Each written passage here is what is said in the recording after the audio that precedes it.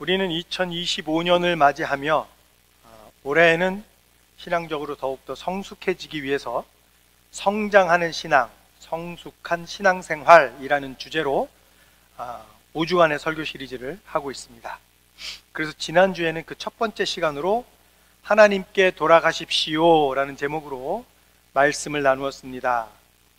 이 세상은 잠깐 나타났다가 사라지는 안개와 같은 것이니 세상살이에 집중하기 전에 먼저 하나님을 우리의 우선순위에 놓고 주님께 나아가는 것이 더 중요하다라는 말씀을 드렸습니다. 그래서 우리를 다시 살리시고 싸매시고 고쳐주시고 세우시는 하나님께 다시 돌아감으로써 세상의 어떤 풍파와 유혹과 박해와 핍박과 어려움에도 흔들리지 않고 넘어지지 않는 그런 믿음의 사람이 되어야 한다라는 말씀을 드렸습니다. 오늘은 성장하는 신앙, 성숙한 신앙생활 두 번째 시리즈로 주님을 신뢰하십시오 라는 제목으로 말씀을 드리려고 합니다. 우리의 인생은 예측할 수 없는 일의 연속입니다. 또 어떤 선택을 하고 어떤 길을 가느냐에 따라서 우리 삶에 기복이 있습니다. 우리가 신앙적으로 또는 우리의 삶 속에서 어떤 선택을 해야 할 때 주님에 대한 신뢰를 갖고 그분의 뜻을 따라가고 싶어 합니다. 우리의 삶이 편안하고 아무 문제가 없을 때에는 주님의 뜻을 따르는 것이 어렵지 않습니다. 그러나 하나님의 뜻이라고 내가 믿고 결정했던 일들이 다 꼬여버리고 마치 잘못된 것 같고 오히려 상황이 더 힘들어져서 이게 더 악화되는 것처럼 느껴질 때는 우리가 하나님을 의지하고 신뢰하기 힘이 듭니다. 특히 내 주위에 아무도 없는 것 같고 마치 나만 홀로 남겨진 것 같고 그리고 하나님도 나를 돕고 싶어 하지 않는 것처럼 느껴질 때 우리는 하나님을 신뢰하기 정말 힘듭니다. 정말 어렵습니다. 하지만 우리는 힘들고 어려울 때, 절망적일 때 또는 괴로움에 있을 때 우리를 위로하시고 도와주시는 주님을 더욱 신뢰해야 합니다. 주님을 신뢰한다라는 것이 무엇을 의미합니까? 주님을 신뢰한다. 주님을 신뢰한다라는 것은 그분의 말씀, 그분의 능력, 그분의 약속을 믿는 것을 의미하는 것입니다. 우리가 왜 주님을 신뢰할 수 있습니까? 우리가 주님을 신뢰할 수 있는 이유는 주님은 하신 약속은 반드시 지키시기 때문입니다. 그래서 민수기 23장 19절에서 이렇게 말씀했습니다. 하나님은 사람이 아니시다. 거짓말을 하지 아니하신다. 사람의 아들이 아니시니 변덕을 부리지도 아니하신다. 어찌 말씀하신 대로 하지 아니하시랴? 어찌 약속하신 것을 이루지 아니하시랴? 사람은요, 순간순간 언제든지 바뀝니다. 반면에 하나님은 변하지 않습니다. 하나님은 어제나 오늘이나 내일이나 동일하신 분이시기에 그분은 우리의 신뢰를 받으시기에 합당하신 분이시다라는 거예요. 우리가 주님을 신뢰한다라는 것은 어려움 속에서도 하나님을 의지하며 살아가겠다는 것을 의미하는 거예요.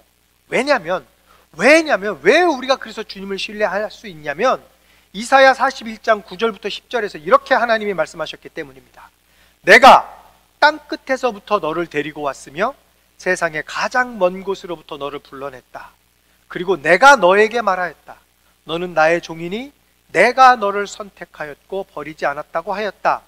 내가 너와 함께 있으니 두려워하지 말아라. 내가 너의 하나님이니 떨지 말아라. 내가 너를 강하게 하겠다. 내가 너를 도와주고 내 승리의 오른팔로 너를 붙들어 주겠다. 이 말이요, 얼마나 우리에게 힘이 되는 말씀인지 모릅니다. 이 말씀을 보면요, 굉장히 능동적인 하나님의 모습을 우리가 볼 수 있습니다. 뭐라고 말씀하십니까? 하나님이요, 내가 너를 데리고 왔고 내가 너를 선택하였고 그러므로 내가 너를 강하게 하고 내가 너를 도와주고 내가 너를 붙들어 주겠다라고 말씀하시는 거예요. 여러분, 이 두 구절을 해서요, 하나님이 내가 너를 이란 말씀을 7번이나 사용하셨습니다. 7번. 즉 하나님이 먼저 우리를 도와주시겠다라는 말입니다. 그러므로 항상 먼저 우리를 도와주시고 우리를 지키시고 강하게 하시고 붙들어 주시는 그 주님을 신뢰할 때에 우리에게는 언제나 승리만 있을 줄 압니다. 그래서 에베소서 6장 10절에서 이렇게 얘기했습니다. 끝으로 말합니다. 여러분은 주님 안에서 그분의 힘찬 능력으로 굳세게 되십시오. 우리가 능력의 하나님을 신뢰할 때에 우리의 삶은 주님 안에서 더욱 강해질 것이다 라는 말입니다. 그러면 이렇게 우리에게 신뢰를 주신 하나님, 우리가 이 하나님을 신뢰하기 위해서 우리가 해야 할 것은 무엇이냐, 이걸 좀 알아보려고 합니다. 우리가 하나님을 신뢰하기 위해서 우리가 해야 할 것, 주님을 신뢰하는 사람은 첫 번째, 주님의 인도에 순종하게 됩니다. 우리가 주님을 신뢰하면 주님의 인도하심에 우리는 순종하게 되어 있습니다. 우리가 요한복음 2장을 보면요, 가나의 혼인잔치에 대한 이야기가 나옵니다. 가나의 혼인잔치 중에 포도주가 다 떨어졌습니다. 여러분들 너무 잘 알고 계신 말씀이에요.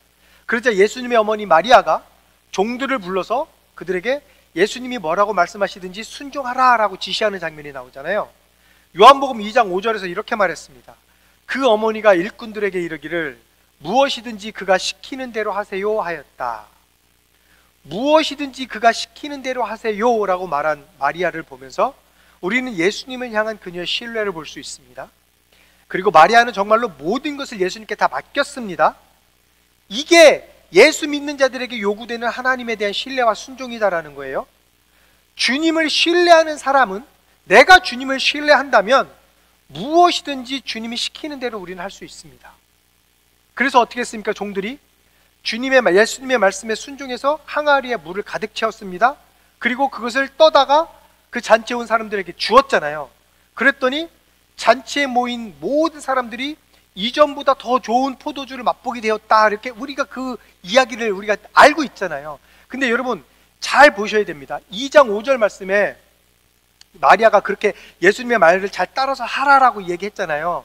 그 다음에 2장 6절 말씀을 보면 무슨 말이 나오냐면, 유대인의 정결 예법에 의하면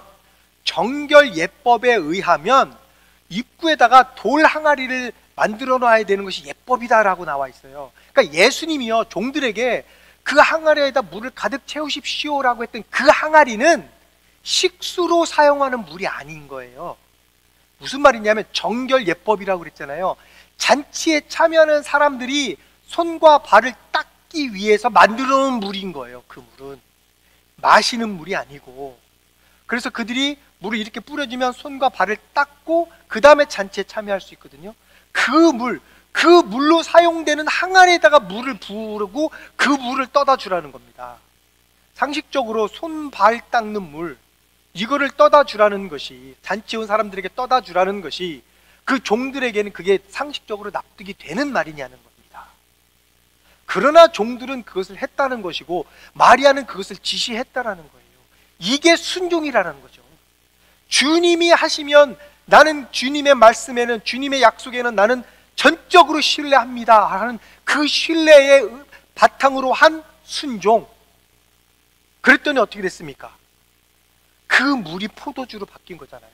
그냥 포도주로 바뀐 것이 아니라 그 잔치에 모였던 사람들이 마셨던 그 이전보다 더 좋은 포도주를 맛보게 되었잖아요. 세상적인 생각과 세상에서의 경험과 세상의 상식과는 전혀 다른, 우리가 전혀 이해하기 힘든 하나님의 말씀을 신뢰하고 순종하면 우리 삶의 질이 변화된다라는 겁니다. 그뿐만 아니라, 변화되는 것뿐만 아니라 그 삶은요, 갈수록 나아지는 개선이 있다라는 거예요. 물이 변해서 포도주가 된 그 포도주를 그 사람들이 먹고 마시고는 뭐라고 이야기합니까? 요한복음 2장 10절에서 이렇게 이야기했죠. 그에게 말하기를 누구든지 먼저 좋은 포도주를 내놓고 손님들이 취한 뒤에 덜 좋은 것을 내놓는데 그대는 이렇게 좋은 포도주를 지금까지 남겨두었구려 하였다. 이 포도주가 무슨 포도주예요? 손발 닦는 물로 만든 포도주라는 말입니다. 여러분, 이전에 마셨던 포도주보다 더 좋은 포도주를 공급하시는 하나님이에요. 이전의 포도주는 어떤 거예요? 사람이 준비한 겁니다. 그러나 예수님의 말씀에 순종해서 만든 포도주는 어떤 포도주입니까? 주님이 준비하신 포도주예요. 즉 우리가 하나님의 말씀을 신뢰하고 순종할 때에요, 사람의 것보다 더 좋은 것으로 베풀어 주시는 하나님이다라는 말씀입니다. 이렇듯 우리가 주님의 말씀을 신뢰하고 그 말씀에 순종하면 우리의 삶에 변화가 옵니다. 우리의 삶이 변합니다. 그런데 그 삶은, 그 변화된 삶은 이전보다 더 나은 삶이 될 것입니다. 그러므로 마리아처럼 우리는 전적으로 모든 일을 하나님께 맡기고 그분을 신뢰해야 합니다. 나의 생각과 기준으로는 이해가 되지 않더라도 손 씻는 항아리에 물을 담고 그것을 퍼서 나눠주라고 하시면 그대로 행하는 믿음과 신뢰가 우리에게 필요하다라는 겁니다. 그리고 두 번째, 주님을 신뢰하는 사람은 그 믿음이 흔들리지 않습니다. 우리가 주님을 신뢰한다면 우리의 믿음은 절대로 흔들리지 않습니다. 고린도 전후서를 보면요, 사도 바울은 교회 내에서 심각한 문제를 갖고 있는 고린도 교회에 보내는 편지에서 믿음에 굳게 서 있어야 합니다 라고 권면했습니다. 여러분들도 잘 아시다시피 고린도 교회는 재정이 아주 넉넉한 교회였습니다. 그러나 그 지역의 특성상 고린도 교회에는 아주 많은 갈등들이 있었어요. 그리고 그 갈등들 때문에 교회에 수많은 문제가 생기기 시작했고, 그 많은 문제로 인해서 고린도 교회는 많이 흔들리고 있는 상황이었습니다. 그때 바울이 고린도전서 16장 13절에서 고린도 교회 교인들에게 이렇게 말했습니다. 깨어 있으십시오. 믿음에 굳게 서 있으십시오. 용감하십시오. 힘을 내십시오. 그때 바울이요, 이럴 때 이제 그 고린도 교회 교인들에게 믿음으로 굳게 서 있어야 합니다라고 편지를 쓴 거예요. 어떠한 일이 잘못되어서 어려움과 혼란에 빠지면 우리가 믿음이 흔들릴 수도 있습니다. 그리고 감당할 수 없는 예상치 못했던 어려움들이 나에게 닥쳐오면 자기들이 믿고 있는 하나님이 진짜인지 의문의, 그 믿음의 의문을 갖기도 합니다. 어떤 사람은 하나님의 존재에 대해서까지 의심을 하는 사람도 있습니다. 굉장히 신실하게 예수님을 잘 믿었던 목사님이 있었어요. 제가 너무 잘 아는 분인데, 근데 그분의 아버님이 예수 믿다가 많은 이제 감옥에도 몇 번 가셨고, 예수 믿는 것 때문에 그러다가 결국은 그 후유증으로 돌아가셨어요. 그랬더니 그 목사님이 하나님 앞에 기도하면서 주님이 살아계시다면 어떻게 우리 아버지를 이렇게 죽게 하실 수 있습니까? 정말 주님 살아계신 분이십니까? 라고 막 주님께 불평하는 이야기를 제가 들은 적이 있거든요. 그분도 목사님이시고요, 그 아버님도 목사님이셨어요. 주님의 교회를 섬기다가 많은 핍박을 당하고 어려움을 당하고 그러다가 결국 병을 얻어서 돌아가셨거든요. 그 목사님의 마음은 이해가 갑니다. 그런데 이렇게 예상치 못했던 일, 주님을 섬기다가 예상치 못하게 돌아가신 일을 겪고 나니까 이 목사님의 입에서조차 주님이 정말 살아계신 분입니까? 라고 이런 불평이 나온다는 거예요. 그래서 도대체 상황이 이렇게까지 어려워지고 있는데 하나님이 살아계시다면 왜 이런 것들을 빨리 해결하지 않고 왜 이렇게 냅두시냐고, 왜 하나님은 정말 존재하긴 하신 분이십니까? 라고 이렇게 말하는 사람들 가끔 있잖아요. 너무 어려우니까, 힘드니까. 그런데 제가 그런 분들에게 질문을 하나 하겠습니다. 여러분, 하나님께서 믿는 자들에게 너희에게는 예상치 못한 일이 일어나지 않을 것이고 어려움을 당하지 않을 것이다 라고 약속하신 적이 있습니까? 없잖아요. 없습니다. 오히려 반대로 말씀하셨죠. 우리에게 분명히 환란이 있을 것이다 라고 말씀하셨어요. 요한복음 16장 33절, 예수님이 제자들에게 이렇게 말씀하셨습니다. 내가 이것을 너희에게 말한 것은 너희가 내 안에서 평화를 얻게 하려는 것이다. 너희는 세상에서 환란을 당할 것이다. 그러나 용기를 내어라. 내가 세상을 이겼다. 우리가 환란을 당할 것이지만 분명히 우리에게는 예수 믿는 것 때문에 그 이유로 우리는 세상에서 환란을 겪을 것입니다. 그런데 우리에게 감사한 것은 우리 예수님은 이미 이런 세상의 환란을 이겨내신 분이시다라는 거예요. 그러니 우리에게 당면한 문제들을 우리는 해결할 수가 없지만 우리가 주님을 신뢰하고 세상을 이기신 주님을 신뢰하고 그분을 따를 때에 이 세상의 모든 것들을 이기신 예수님이 우리를 도와주시겠다라는 거예요. 이러니까 우리가 주님 앞에 감사할 수 있는 거잖아요. 이게 바로 우리 크리스천들에게 믿음의 확신을 주는 말씀 아닙니까? 여러분, 우리에게 어떤 일들이 잘못되었을 때, 어려움에 빠져 있을 때, 고통 가운데 있을 때 우리는 믿음을 유지하기가 참 어려워요. 그러나 하나님이 우리와 함께 하시면 우리에게 그것을 이겨낼 수 있는 은혜와 평화를 주시겠다라는 겁니다. 그래서 우리는 그 은혜를 간구해야 합니다.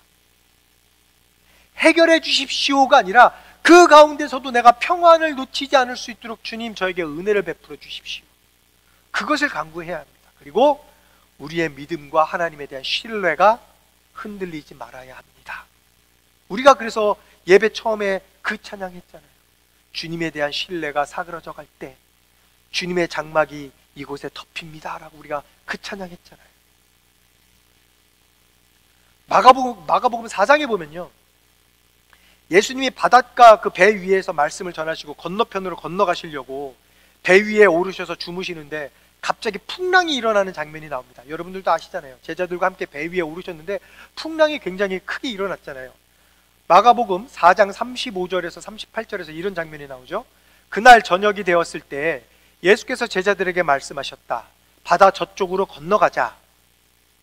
그래서 그들은 무리를 남겨두고 예수를 배에 계신 그대로 모시고 갔는데 다른 배들도 함께 따라갔다. 그런데 거센 바람이 일어나서 파도가 배 안으로 덮쳐 들어오므로 물이 배에 벌써 가득 찼다. 예수께서는 고물에서 베개를 베고 주무시고 계셨다. 제자들이 예수를 깨우며 말하였다. 선생님, 우리가 죽게 되었는데도 아무렇지도 않으십니까?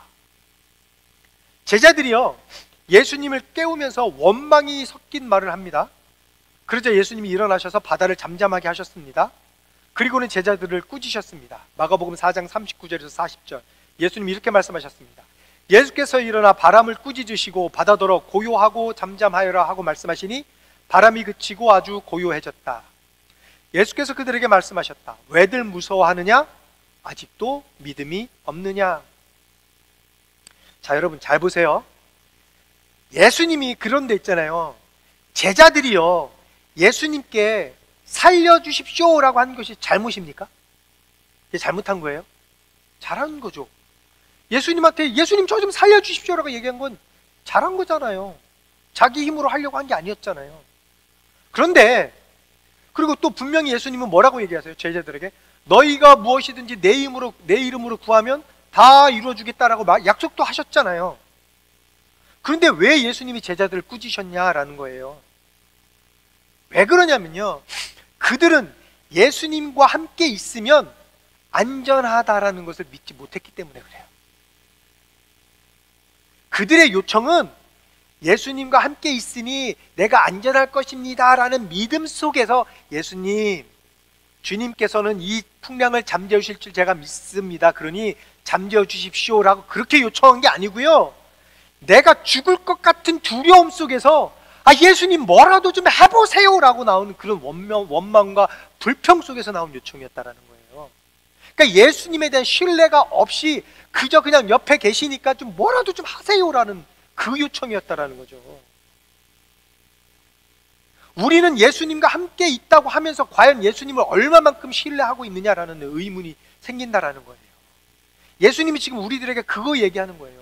네가 나를 믿는다고 하고 네가 나를 신뢰한다고 하는데 얼마만큼 그 믿음을 나에게 좀 보여봐 라는 요구를 하신다라는 겁니다. 여러분, 우리는 예수님이 그들과 배 안에 함께 계셨다라는 것을 기억해야 합니다. 우리는 예수님이 나와 함께 계신다라는 것을 항상 기억해야 돼요. 예수님이 그 배에 제자들과 함께 계셨던 것처럼 우리와 항상 함께 계셔서 우리에게 처해 있는 그 어려움 가운데에 예수님도 함께 계시다라는 것을 우리가 기억해야 된다는 겁니다.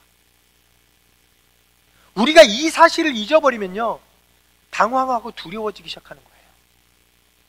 예수님은 당신이 제자들과 배에 같이 계셨기 때문에 그들이 그 예수님을 신뢰하기를 바라셨습니다. 기대하셨습니다. 제자들이 예수님께 도움을 청하는 것은 잘못한 것이 아닙니다. 잘못이 아니었어요. 그렇지만 그들은 두려움에 빠져서 바다를 바라보고 있는 것이 아니라 믿음의 눈으로 예수님을 바라봐야 한다라는 겁니다. 나와 함께 계셔서 그 어려움 가운데 같이 계셔서 내 상황을 너무 잘 알고 계신 예수님이 그 상황을 분명히 해결해 주실 것이다라는 그 믿음과 신뢰가 제자들에게는 있었어야 했다라는 겁니다. 그래서 예수님이 제자들에게 야, 내가 지금 너희들과 같이 있는데 왜 무서워하니? 아직도 너희들은 나에 대한 믿음이 없니? 나에 대한 신뢰가 없니? 라고 그 제자들을 그래서 꾸짖으신 거예요. 우리는 어떻냐는 겁니다. 우리는 내가 예배를 드리는데 내가 하나님을 믿는데 항상 매일같이 주님 앞에 기도하고 말씀을 보는데 어디까지 예수님을 믿고 신뢰할 수 있느냐라는 겁니다. 여러분, 우리가 어떤 문제나 어려움을 겪고 있든 설령 그것이 우리를 위협하고 우리를 힘들게 한다 하더라도 그것들은 하나님을 절대로 이길 수 없다라는 것을 우리는 알아야 합니다. 그래서 항상 나와 함께 계시는 하나님, 나를 도우시는 하나님, 나를 지키시는 하나님을 끝까지 신뢰하고 그 우리의 믿음이 흔들리지 않아야 합니다. 그리고 그 하나님을 신뢰할 수 있는 믿음을 달라고 은혜를 구해야 합니다. 말씀을 정리하겠습니다. 우리가 세상 속에서 살다 보면 기쁘고 좋은 일도 만나지만 예상치 못한 어려움과 고통을 당할 때도 있습니다. 우리에게 좋은 일이 있을 때 또는 우리가 평안한 삶을 살고 있을 때에는 하나님에 대한 믿음과 신뢰를 지키는 것이 그렇게 어렵지 않습니다. 내가 예수님의 자녀인 것이 그냥 너무너무 기쁘고 감사합니다. 왜? 내 생활이 너무 편하니까. 그러나 감당할 수 없는 어려움과 고통이 닥쳐올 때는 그 믿음과 신뢰를 유지하기가 굉장히 어렵습니다.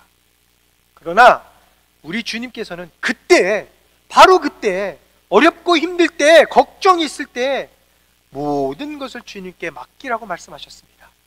베드로전서 5장 7절에서 이렇게 말씀했습니다.